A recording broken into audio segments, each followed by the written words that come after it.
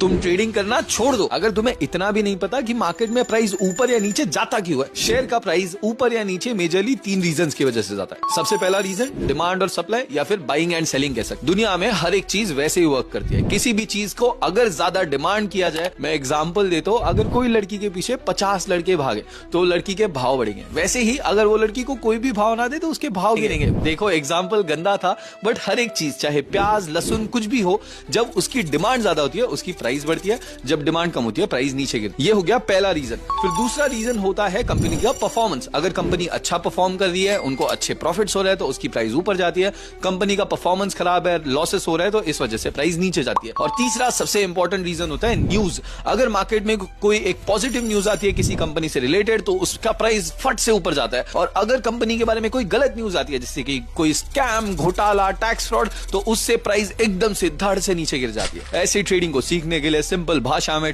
Follow करना मत भूलना पूरब दर्डा को। तुम ट्रेडिंग करना छोड़ दो अगर तुम्हें इतना भी नहीं पता कि मार्केट में प्राइस ऊपर या नीचे जाता क्यों है। शेयर का प्राइस ऊपर या नीचे मेजरली 3 रीजंस की वजह से जाता है। सबसे पहला रीजन डिमांड और सप्लाई या फिर बाइंग एंड सेलिंग कह सकते। दुनिया में हर एक चीज वैसे ही वर्क करती है। किसी भी चीज को अगर ज्यादा डिमांड किया जाए, मैं एग्जांपल देता हूं, अगर कोई लड़की के पीछे 50 लड़के भागे तो लड़की के भाव बढ़ेंगे। वैसे ही अगर वो लड़की को कोई भी भाव ना दे तो उसके भाव गिरेंगे। देखो एग्जाम्पल गंदा था, बट हर एक चीज चाहे प्याज लहसुन कुछ भी हो, जब उसकी डिमांड ज्यादा होती है उसकी प्राइस बढ़ती है, जब डिमांड कम होती है प्राइस नीचे गिरती है। ये हो गया पहला रीजन। फिर दूसरा रीजन होता है कंपनी का परफॉर्मेंस। अगर कंपनी अच्छा परफॉर्म कर रही है, उनको अच्छे प्रॉफिट्स हो रहे हैं तो उसकी प्राइस ऊपर जाती है।